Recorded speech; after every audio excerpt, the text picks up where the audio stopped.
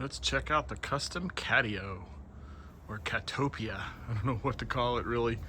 So this is custom made by James here in Sacramento, and it's unbelievable. Sniper's already up at the top. Lizzie hasn't come out to check the whole thing out, but there's all these platforms for, he's already, look at him, just loves it. There's platforms for them to jump on. It's all carpeted. And then there's a ramp over here that leads back down to the litter box.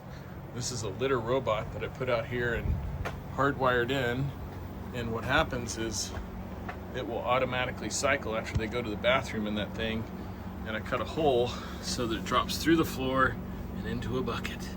So it's not in my house. And then I have the automatic water, and that's hooked up to the hose and a little USB power. So that's just gonna provide clean water. And you can see the dog door that was the old dog door, and now it's part of the Catio. And then on the roof, it's not quite done yet. We're gonna have the house re-roofed, and I'm gonna put the same shingles on this that we have on the roof on the house. So anyway, unbelievable work.